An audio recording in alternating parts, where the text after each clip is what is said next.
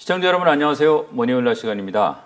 오늘은 해지 투자에 대해서 공부하는 시간 좀 갖겠습니다. 개인 투자자 입장에서는 좀 거리가 있어 보이는 투자 분야인데요. 요즘에는 여러 가지 방법이 있다고 합니다. 레그넘 투자자문 기준환 대표 모셨습니다. 대표님 어서 오십시오. 안녕하세요.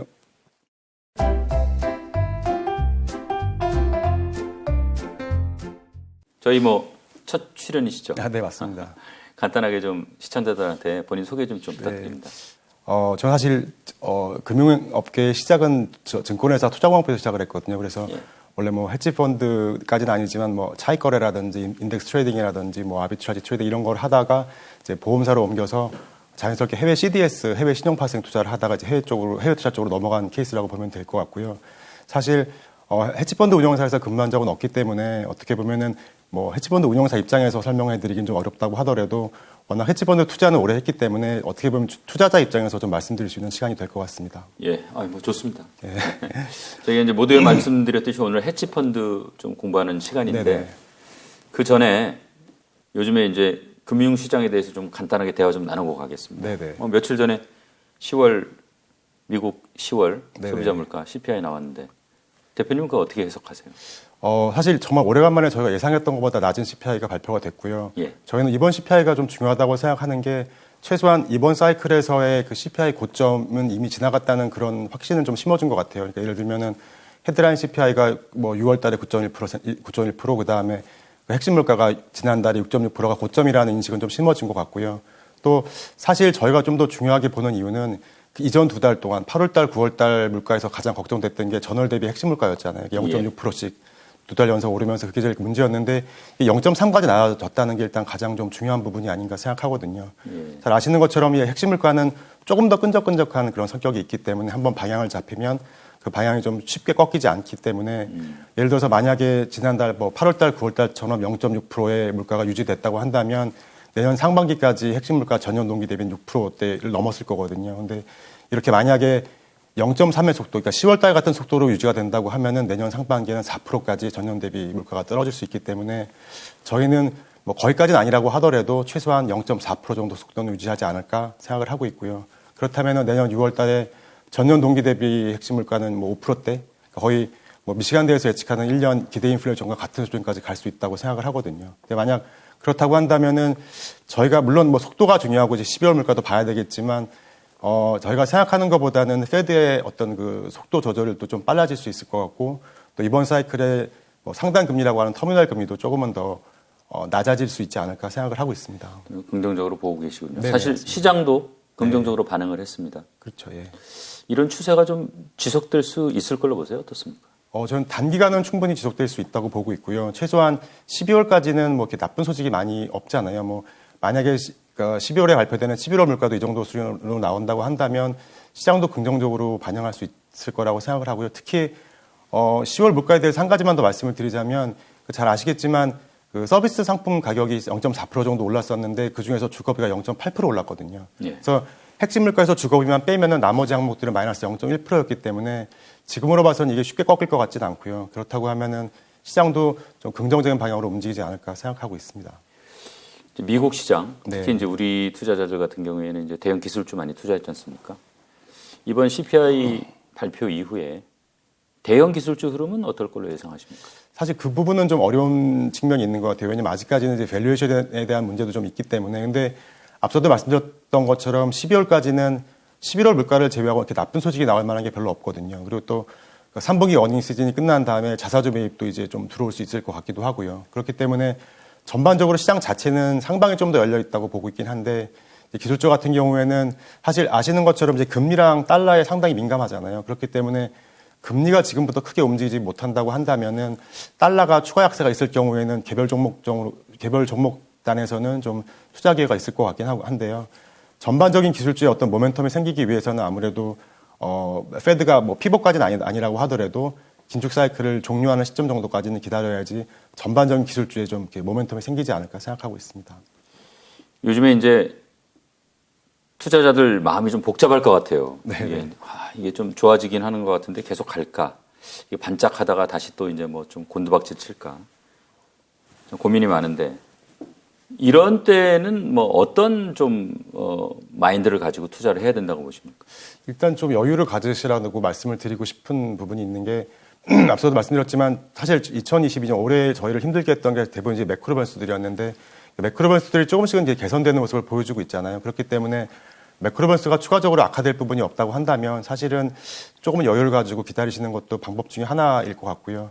사실 그 다음에 저희가 걱정해야 될 부분은 뭐 나중에 다시 말씀도 드리겠지만 그 얼마나 뭐 강한 강도의 하드 랜딩이 올 거냐, 경기 침체가 어떻게 될 거냐가 이제 문제일 텐데 사실 만약에 소프트 랜딩 정도로 끝난다고 하면은 마일드한 소프트 랜딩 같은 경우 사실 경기나 기업한테 나쁠 게 없거든요. 그렇기 때문에 뭐 지금 포지션을 가지고 계신 분들 같은 경우에는 뭐 레버리지만 없다고 하시면은 좀 기다려 보시는 것도 괜찮을 것 같고 또 만약 아직까지 이제 그 위험 자산을 실지 않으신 분들 같은 경우에는 지금부터는 조금씩 위험 자산을 채워 나가도 좋은 시점이 아닌가. 그러니까 약간은 좀 긴 호흡으로 여유 있게 시장을 바라보시면은 좋은 성과가 있지 않을까 생각하고 있습니다. 오늘 이제 본론으로 좀 들어가겠습니다. 네네. 헤지 펀드는 뭐 어떤 펀드입니까? 사실 헤지 펀드라는 거는 이제 정의는 너무 다양하거든요. 근데 정의를 좀 요약해 보자면 어떤 시장의 비효율성에서 알파를 창출하고 그 다음에 그 어떤 레버리지 통해서 이익을 극대화하면서 시장의 배타를 해지하는 이런 운영 전략으로 운영되는 사모펀드라고 보시는 게 맞을 것 같아요. 제가 간단하게 좀 여러 가지 정리를 해봤는데 사실 헤지펀드를 이해하기 위해서는 역사를 한번 생각해 보실 필요가 있을 것 같아요. 이게 헤지펀드는 거의 한 70년 전에 알프레드 존스라는 사람이 처음에 그 자기 주변 사람들의 돈을 모아서 폐쇄적으로 펀딩을 한 다음에 그거를 그러니까 전 세계에서 처음으로 롱숏 전략을 사용하기 시작하면서 만들어졌거든요. 그러니까 어떻게 보면은 이제 이때부터 이런 폐쇄적인 펀딩 구조 그리고 이 폐쇄적인 펀딩 구조에 맞는 새로운 운영 전략이 도입이 되면서 이런 폐쇄적인 펀딩 구조를 원하는 그 펀드 매니저들하고 또 이런 폐쇄적인 펀딩 구조에서 새로운 전략으로 나오는 수익률을 추구하는 투자자들이 이게 수요가 맞으면서 한 70년 동안 이게 쭉 새로운 전략들이 추가되면서 발전해 왔다고 볼 수가 있겠거든요. 그렇기 때문에 이미 그 70년 동안의 발전 때문에 지금은 뭐 저희가 일반적으로 생각하는 너무 위험한 펀드라든지 또는 정말 무슨 뭐 퀀텀 피식스 같이 너무 어려운 전략으로 아무도 접근할 수 없는 그런 전략이라고 생각하실 필요는 없을 것 같고요. 이미 충분히 저변도 확대되어 있고 전략도 뭐 유동 뭐 좀 투명한 전략도 많이 생겼고 좀 다변화됐기 때문에 생각하는 것보다는 쉽게 접근할 수 있는 펀드라고 생각하셔도 될 것 같습니다. 이게 외국 헤지 펀드하고 우리 헤지 펀드하고 약간 좀 뭐 헤지 펀드에 대한 정의 뭐 좀 차이가 있습니까? 정의의 차이도 있지만 일단 기본적으로 시작점부터가 좀 다른 것 같아요. 아까 말씀드렸던 것처럼 해외 헤지 펀드는 정말 오랜 기간 동안 이 정부의 규제를 피하고 사실 그 알프레드 존스라는 사람이 처음에 이 해지라는 말을 썼을 때 이 해지라는 의미가 뭐 펜스라는 의미도 있고 해지라 일반적인 위험한 자산을 해지한다는 의미도 있는데 어떤 걸로 썼는지는 모르겠지만 아직까지 유지가 되고 있는 건 크게 두 가지거든요. 그러니까 아까도 말씀드렸던 것처럼 이 폐쇄적인 펀딩 구조, 그다음에 규제를 피할 수 있는 방법, 그리고 이 안에서 발생할 수 있는 수익률을 추구하는 투자자. 이게 어떻게 보면 잘 맞으면서 자생적으로 커온 그런 시장이라고 할 수가 있는데 우리나라는 제가 우리나라 헤지펀드 정의를 좀 찾아보다가 제가 가장 좀 적합하다고 생각했던 게 이 한국은행에서 하고 있는 정의거든요. 그러니까 국내 금융당국의 인가를 받은 운영업자들이 등록 심사를 거쳐서 설립한 헤지펀드. 이게 한국은행에서 내리고 있는 정의인데 바꿔 말하면 국내법에 적용을 받는 펀드라고 볼 수가 있겠고. 사모펀드의 예, 맞습니다. 예. 그렇기 때문에 우리나라 같은 경우에는 이미 성숙 단계에 있는 해외 헤지펀드들을 우리나라 규제에 입혀서 도입을 하는 단계거든요. 그러니까 2011년도에 처음 도입한 이후에 여태까지 계속 규정도 바뀌고 요건도 바뀌고 이러고 있기 때문에 사실 외국의 헤지펀드와는 약간 다른 측면에서 시작됐다고도 볼 수가 있고요. 이제 그러다 보니까 그 한 12년 동안 규정도 계속 바뀌고 투자자 요건도 많이 바뀌고 있는 그런 상황이라고 보시면 될 것 같아요. 사실 그래서 일반 투자자들이 이 헤지펀드는 좀 어려워하고 나하고는 좀 관련 없는 거 아니냐 이런 생각을 좀 하시는 것 같아요. 이게 지금 그러면 좀 헤지펀드하고 뮤추얼 펀드하고 좀 비교를 해서 설명하면 조금 더 이해가 쉬울 것 같은데 어떻습니까? 네. 이것도 자료를 한번 준비를 해보긴 했는데 이제 기본적으로 헤지펀드와 뮤추얼 펀드의 공통점이라고 하면은 다수에게 자금을 모집해서 한 운용 전략으로 운영하는 펀드라는 점 빼고는 거의 다 다르다고 볼 수가 있겠죠. 예를 들어서 펀드 구조 같은 경우에는 뮤추얼 펀드는 정부 규제에 따라서 투자 목적으로 만든 설립한 회사고요. 헤지 펀드 같은 경우에는 규제는 거의 없고 매니저와 투자자 간의 파트너십으로 만들어진 그런 그 펀드라고 보시면 될 것 같고 유동성이야 뭐 잘 아시겠지만 뮤추얼 펀드는 일간 기준가와 일간 유동성을 제공하고 헤지 펀드는 분기 또는 더 긴 기간의 환매 기간을 가지고 있는 경우도 있고 사실 이 유동성에 대한 규제가 아예 없죠. 그리고 투자자 같은 경우도 뮤추얼 펀드는 일반 투자자도 가능하고 반면 헤지펀드 같은 경우는 연기금이나 같은 기관 투자자나 아니면 적격 투자자라고 해서 좀 큰 규모의 하이네트워스 고객들만 좀 투자할 수 있는 그런 제한이 있고요. 보수 구조 같은 경우도 뮤추얼 펀드는 0.5에서 한 1% 정도로 낮은 데 비해서 헤지펀드는 220라고 해가지고 2% 운영 보수에 20% 성과 보수, 이게 가장 일반화되어 있는 룰이라고 보시면 될 것 같은데 다행히 최근에는 좀 경쟁이 치열해지면서 헤지펀드의 보수는 좀 낮아지고 있는 그런 추세이긴 합니다. 그리고 운용 전략은 아까도 말씀하셨던 것처럼 뮤추얼 펀드 롱온리인데 비해서 헤지펀드는 롱숏 거의 모든 전략이 가능하다고 보시면 될 것 같습니다. 이 헤지펀드는 아무래도 이제 거의 대부분 사모펀드다 보니까 아무래도 이제 좀 투자 유연성이 더 클 것 같고 구체적으로 다른 투자 형태들하고 뭐 차이를 좀 한번 좀 비교를 해볼까요?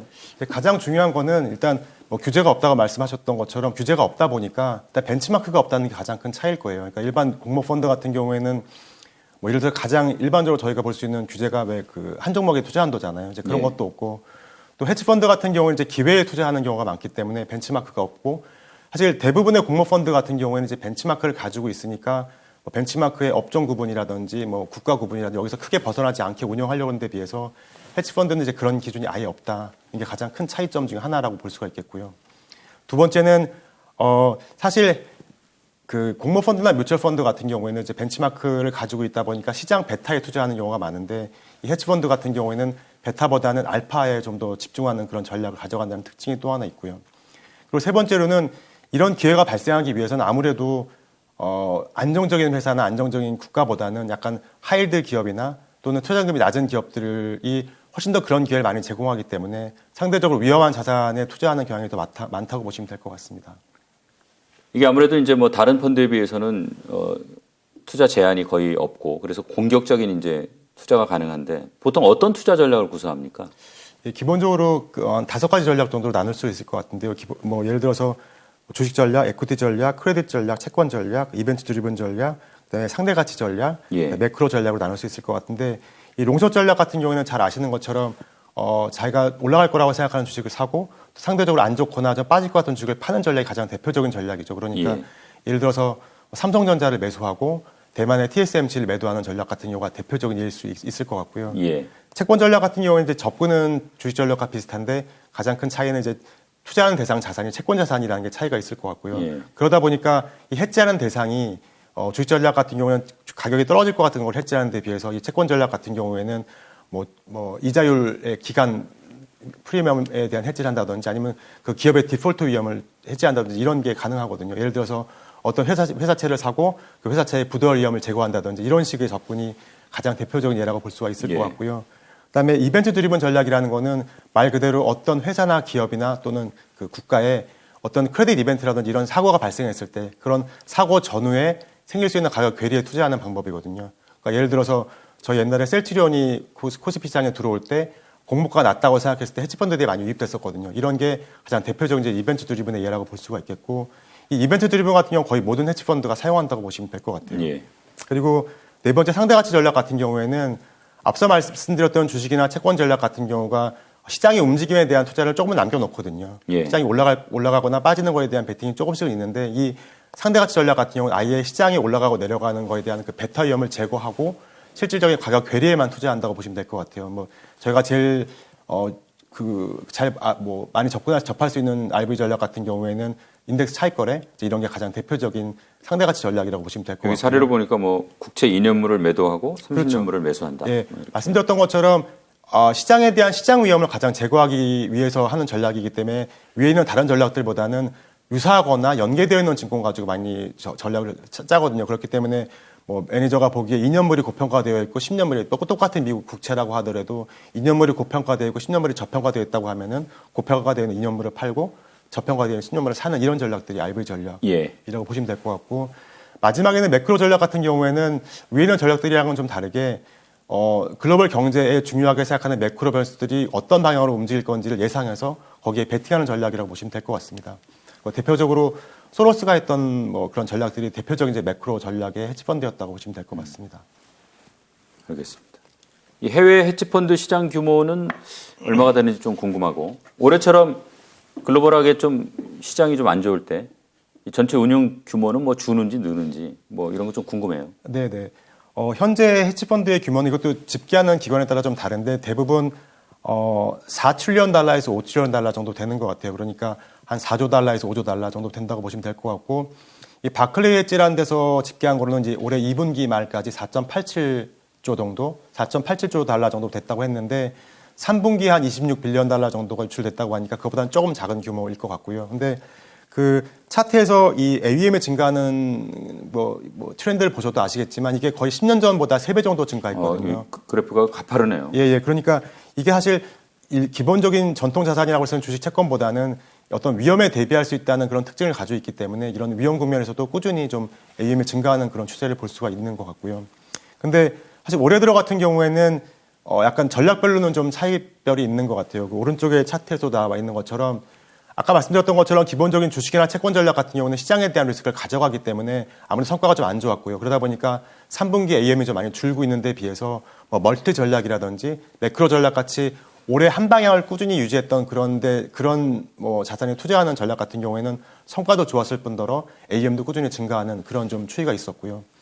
또 한 가지 올해 특징 중에 하나는 아무래도 중소형 헤지펀드 운용사보다는 대형 헤지펀드 운용사들이 상당히 좋았던 것 같아요. 왜냐하면은 아무래도 중소형 헤지펀드 운용사들은 작은 기회에 좀 공격적으로 투자하는 경우가 많기 때문에 좀 빨리 들어갔다가 빨리 나오는 경우가 많은데 올해같이 좀 시장의 어떤 그 괴리가 점점 더 벌어지는 구간에서는 이제 소형 헤지펀드사들의 성과가 좀 안 좋았던 부분이 있는 것 같고, 또 반대로 대형 헤지펀드 회사 같은 경우는 아무래도 체계적으로 위험에 대비하기 때문에 이런 부분들이 좀 반영이 됐던 게 아닌가 생각합니다.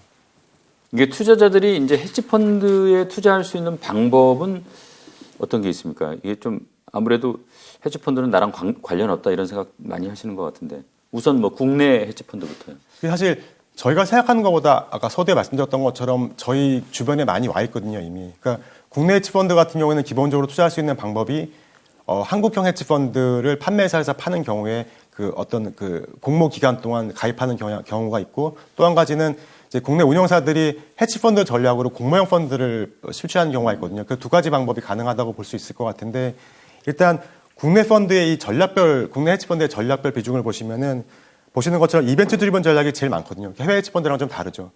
전체 27% 정도를 차지하고 기타도 한 10% 이상, 14% 정도 되는데, 이게 이 이벤트 드리븐 전략이라는 게 잘 아시는 그 공모주 펀드가 다 여기 들어가거든요. 그러니까 사모형 공모주 펀드가 여기 들어가고, 이 기타는 이제 사모 부동산 펀드가 여기 들어가거든요. 그러니까 사실 이미 그 공모주 펀드, 사모 공모주 펀드에 가입을 하셨거나 또는 사모 부동산 펀드에 가입하셨던 분들은 한국형 헤지펀드에 이미 가입하셨던 거죠. 그러니까 저희가 생각하는 것보다는 훨씬 더 이미 저희가 투자할 수 있는 그런 접근성이 용이해졌다라고 보셔도 될 것 같아요.